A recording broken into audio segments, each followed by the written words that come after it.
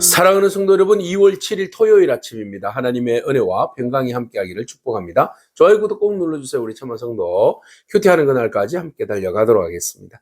오늘 우리에게 주시는 하나님의 말씀은 마태복음 11장 1절로 19절까지 말씀인데요. 우리 함께 4절과 5절의 말씀을 같이 읽도록 하겠습니다.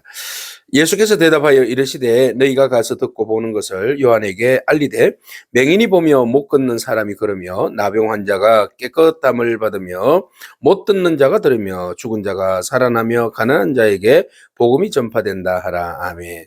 예수님께서 12제자들을 파송하십니다. 파송하시면서 평강을 전할 것을 말씀하시고 복음을 전할 때에 많은 어려움과 환난과 핍박이 있을 수 있다. 죽음까지도 각오해라 라고 말씀하십니다. 그러나 그것을 잘 참고 견디는 자들에게는 하늘의 상이 있다라고 말씀하시면서 제자들을 파송하십니다. 그리고 예수님께서도 여러 동네에서 가르치시며 전도하기 위하여서 이제 그곳을 떠나게 됩니다. 그때쯤 요한의 세례 요한의 제자들이 예수님께로 달려왔습니다. 요한이 그들을 보낸 것이죠. 그리고 난 다음에 그들이 예수님께 질문을 한 가지 던집니다. 뭐라고 질문을 하는가 하면은 예수께 여짜오되 3절이요. 오실 그이가 당신이 오니까 우리가 다른 일을 기다리오리까? 이런 질문을 던집니다. 굉장히 충격적인 질문이에요. 왜냐하면 세례 요한은 예수님을 제일 먼저 사람들에게 증거하고 알렸잖아요. 그 예언의 말씀대로 나는 그의 길을 예비하는 사람이다. 뭐 이렇게 말씀하셨고, 그는 나보다 큰 자다. 뭐 이런 말씀을 하셨고, 그래서 모든 사람들 앞에서 누구보다도 예수님을 잘 아는 사람인데 가장 잘 아는 사람이 이렇게 흔들릴 정도 되면 도대체 우리는 어쩌란 말입니까? 요한이 굉장히 많이 지금 상황에서 여러 가지 복잡했던 것 같아요. 왜냐하면 지금 헤롯 안티파스에 의해서 옥에 갇혀 있는 그런 상황입니다. 그래서 옥에 갇힌 것도 참 힘든 그런 상황이죠. 그런 이제 그 물리적인 환경으로 인하여서 좀 답답한 마음이 있어. 이때 빨리 메시아 오셨는데 메시아가 지금 역사를 일으켜서 회개하라 천국이 가까워졌다. 하나님의 진노가 지금 바로 임하시고 회개하는 자는 지금 바로 복음으로 인하여서 구원받는다. 뭐 이런 이제 메시지를 전한 거 아니겠습니까? 그래서 임박한 하나님의 그 진노와 심판과 하나님의 나라를 선포했는데 메시아라고 소개한 이 메시아는 아무 일도 하지 아니하고 전혀 다른 방식으로 사람들에게 접근하는 모습이 좀 답답했던 것 같아요. 그렇기 때문에 이제 묻는 겁니다. 의심을 하는 겁니다. 그러니까 그가 믿음이 없어서 의심한 것이 아니라 자기가 생각한 하나님의 나라에 대한 그 메시아에 대한 사고방식이죠. 그런 이제 사고방식을 가지고 있었기 때문에 그 방식에 의해서 예수님을 바라보니까 예수님에 대한 이게 진짜 하나님 말씀 따라서 이 땅에 오신 메시아가 진짜 이 상황이 맞는 건가? 이런 이제 의심이 들 수밖에 없어요. 그래서 예수님의 그 메시아로서의 시간 개념은 다르죠. 예수님은 천천히 단계를 밟아서 메시아의 길을 걸어가셨고 세례 요한은 지금 당장 임하는 메시아의 왕국을 생각했기 때문에 시간과 생각의 시간표와 생각의 차이였다라는 것을 보게 되죠. 그래서 요한은 임박한 심판, 진노, 정의 이런 것들에 대한 기대가 있었는데 현실이 그렇게 이루어지지 아니하고 그 간극의 차이가 있으니까 그것 때문에 고민이 되었던 것으로 알고 있어요. 그렇기 때문에 그는 굉장히 믿음이 흔들릴 수밖에 없다. 믿음이 흔들렸다보다는 감정이 흔들렸다 이렇게 보게 되겠습니다. 그래서 이 감정이 흔들리는데 그러면 의심이 생기잖아요. 믿음이 균열이 막 오면 그때부터 우리는 의심이 생기고 불신앙이 막 들어오기 시작합니다. 그러면 이 의심을 이길 수 있는 방법은 뭘까요, 여러분? 어떻게 하면 의심을 이길 수 있을까요? 그것은 하나님의 약속을 붙드는 거예요. 끝까지 하나님 말씀은 성취됩니다 라고 붙들 때에 우리는 의심에서 확신으로 돌이킬 수 있죠. 또 한 가지는 뭐예요? 모든 것이 합력하여서 선을 이루시는 하나님이심을 믿고 기다릴 때 바로 이 확신으로 인해서 의심이 사라질 수 있는 겁니다. 오늘 여러분 여러 가지로 인하여서 하나님 약속 그 모든 것들에 대한 의심이 생깁니까? 왜 하나님 응답하지 아니하실까? 조금만 기다려보세요. 이런 확신 가지고 기다리면 하나님께서 어떤 방법을 취하시든지 합력하여서 분명히 선을 이루시는 분인 줄로 믿습니다. 우리가 하나님 편에 서 있으면 돼요. 하나님 편에 서 있으면 하나님께서 길을 열어주실 줄로 믿습니다. 그래서 요한이 그런 이제 궁금증을 가지고 예수님에게 다가온 거예요. 그 질문을 가진다는 건 좋죠. 예, 어떤 질문이든 우리가 주님 앞에서 신앙적인 질문은 어떤 일이 좋습니다. 믿음이 없는 거 아닙니다. 예, 그러나 그 질문이 물음표에서 느낌표로 바뀌는 것이 우리의 신앙의 성숙함이죠. 주님을 만나면 우리의 어떤 질문도 물음표에서 느낌표로 바뀔 줄로 믿습니다. 그래서 좋은 질문, 좋은 확신으로 이어지는 길이다, 길목이다 이렇게 보겠습니다. 그래서 여러분들은 믿음이 흔들릴 때 그 답을 어디에서 찾습니까? 네, 믿음이 흔들릴 때 우리는 기도와 말씀 가운데 그 하시는 하나님과의 친교를 통하여서 우리의 의심에 또 우리의 질문에 해독제를 찾는다라는 것이죠. 여러분 뭐 어떤 분이 그런 이야기를 했어요.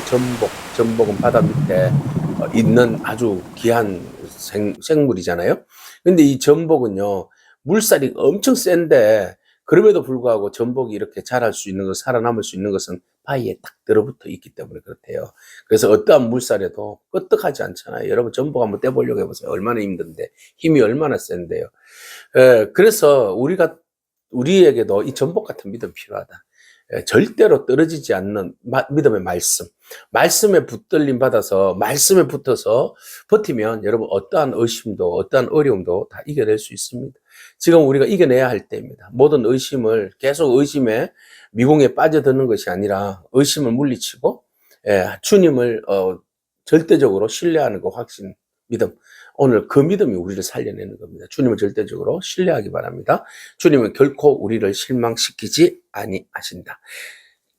요한이 이런 질문을 던지니까 예수님께서 요한에게 이런 이야기합니다. 그들이 먼저 이런 이야기했어요. 그래서 우리가 오실 그 일이가 당신이 오니까 그리고 난 다음에 우리가 다른 사람을 기다려야 되겠습니까? 또 다른 메시아를 기다려야 될까요? 라는 질문을 하게 되자 예수님께서 너희가 이때까지 보고 가서 듣고 보는 것을 요한에게 일러라 이런 말씀하셨어요. 꾸지람도 안 했어요. 내가 메시아다.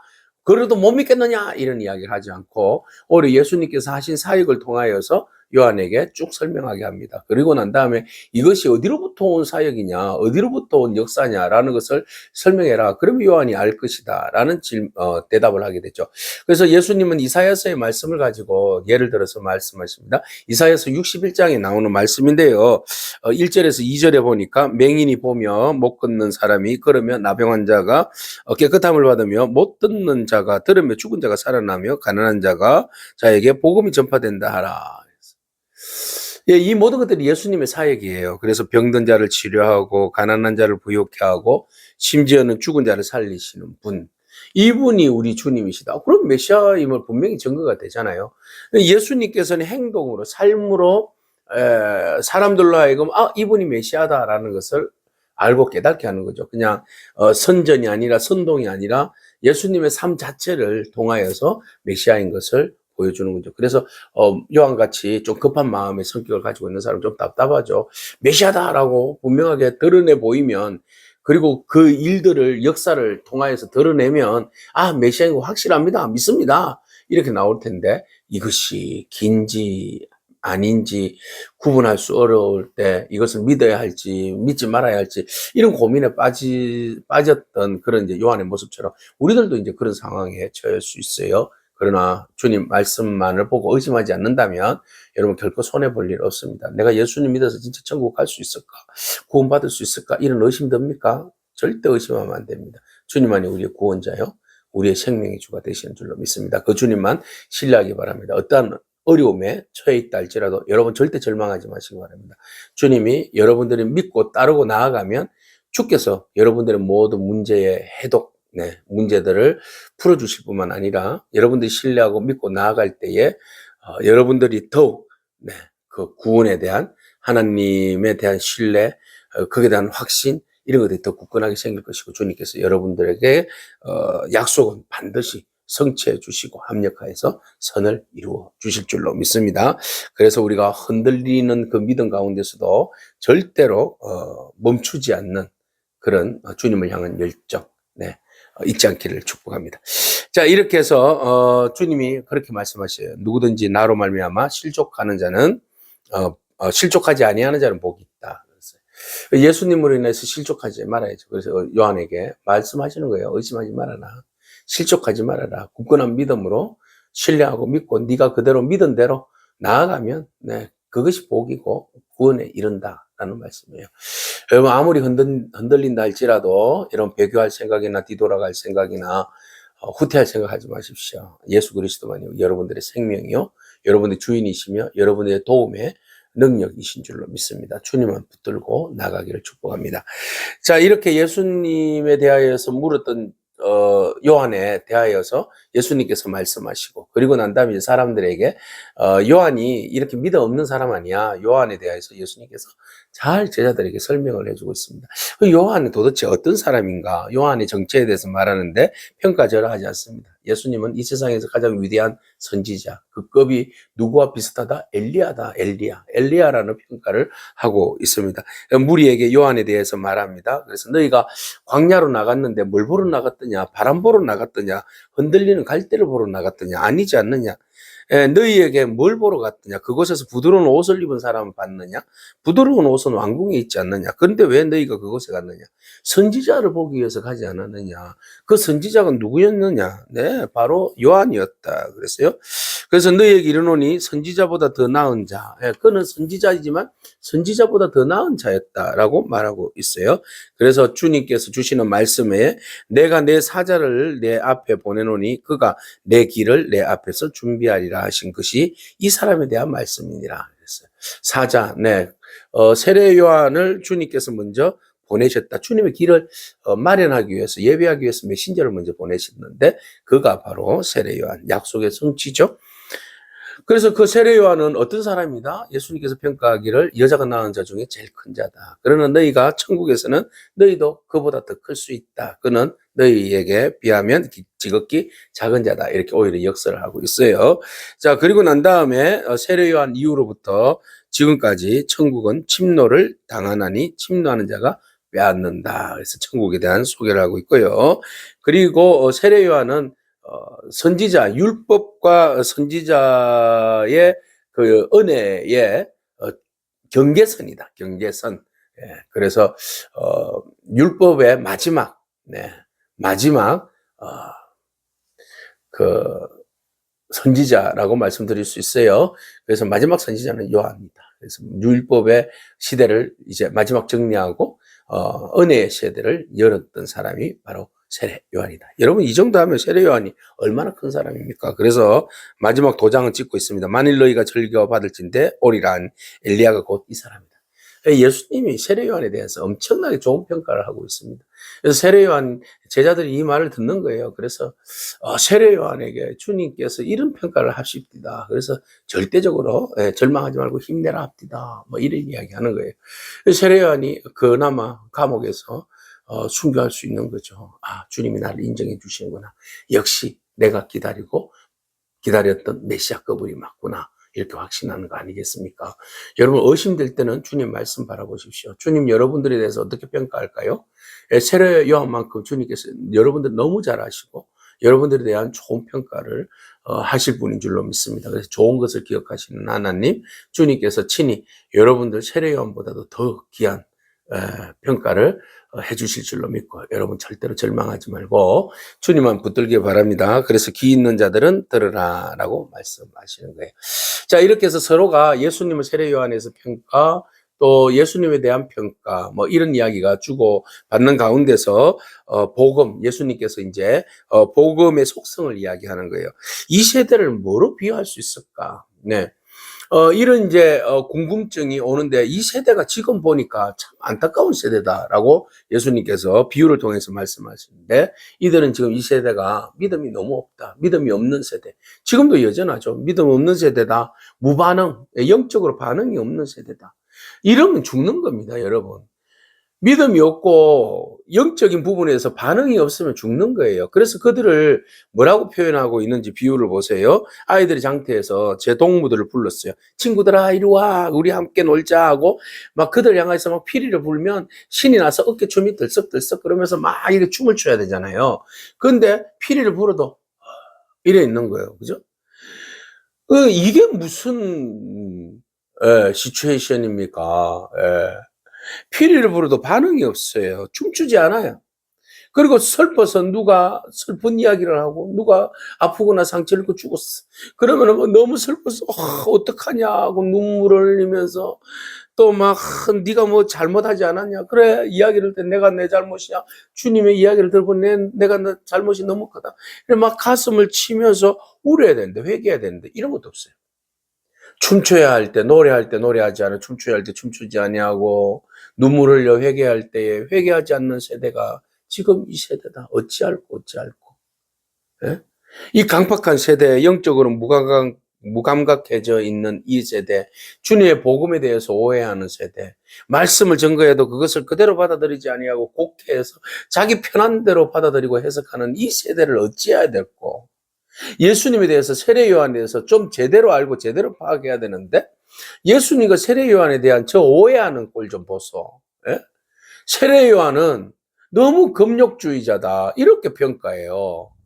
너무 드라이하다, 딱딱하다, 너무 엄격하다 이렇게 평가해요. 그럼 예수님에 대해서는, 예수님은 너무 느슨하다, 자유롭다.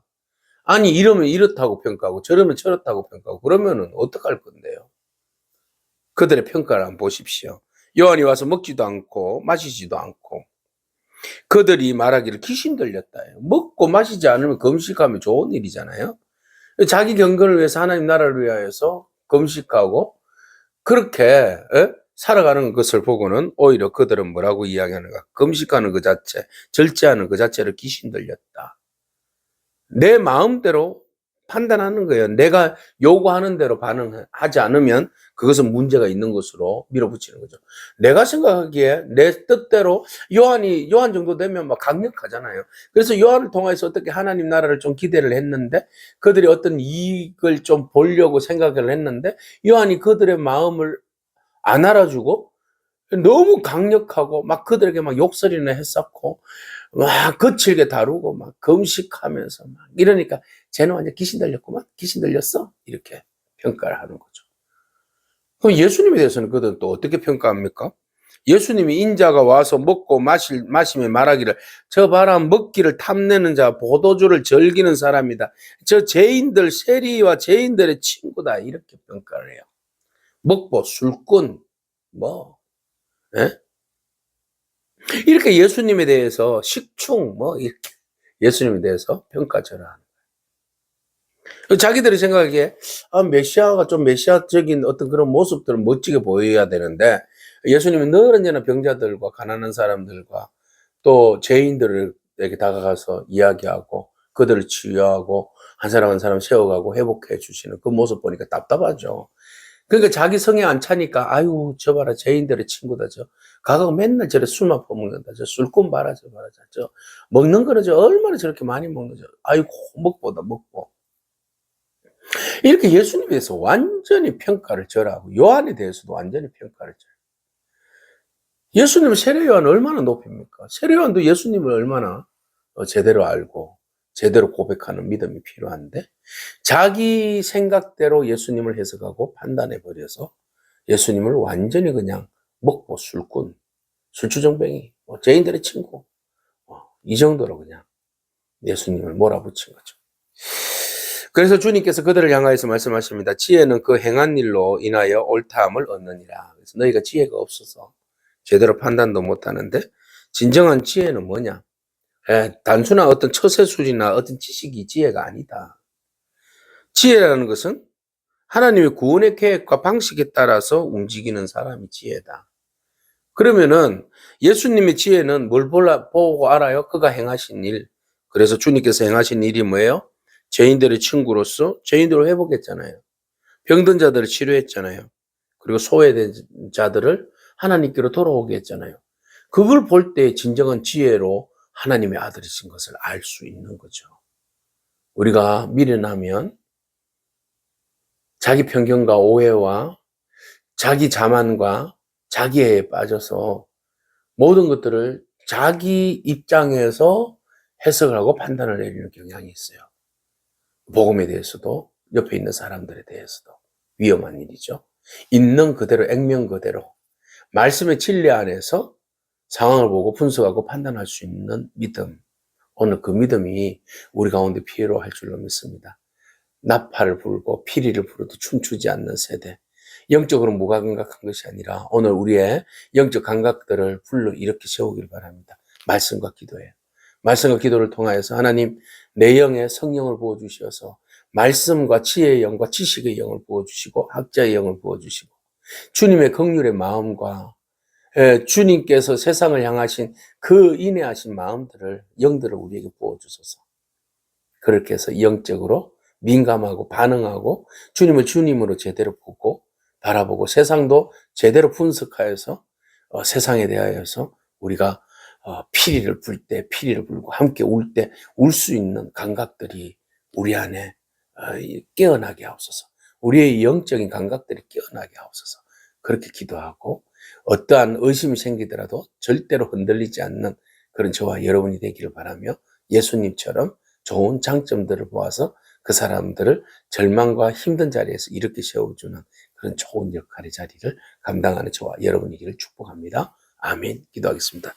주님 감사합니다. 이해되지 않는 현실 속에서도 예수님을 믿고 우리가 실족하지 않기를 원합니다. 주님, 끝까지 믿음을 지키는 자들에게 주님께서 그들을 복되다고 말씀하셨는데 흔들리는 믿음 가운데서 우리 자신들이 흔들리지 아니하도록 주의 말씀으로 붙들어 주시옵소서. 우리가 외로움과 어려움과 환난과 핍박과 극심한 가난 속에서 절망할 때가 많습니다. 주님에 대해서 의심할 때도 많습니다. 그러나 우리가 다 의심을 내려놓게 하시고 오직 주님 약속 붙들고 믿음으로 신뢰하며 끝까지 이 모든 의심의 한계를 극복하며 나아갈 수 있는 그런 저희들의 삶이 되게 하여 주시옵소서. 하나님, 여러 가지 이유들로 인해서 우리의 영적 감각들이 무뎌져 버려서 피리를 부르도 아무런 감각 없고 우려할 때도 울지 못하는 그런 우리의 답답한 굳어버린 노새 같은 마음들을 주의 성령으로 녹여주시어서 오직 주의 말씀과 진리 안에서 우리가 아버지 하나님의 뜻을 바라보고 믿음으로 승리하는 그런 저희들의 삶이 되게 하옵소서. 예수님에게 하신 이름으로 기도합니다. 아멘. 오늘도 믿음으로 승리하길 축복합니다. 아멘.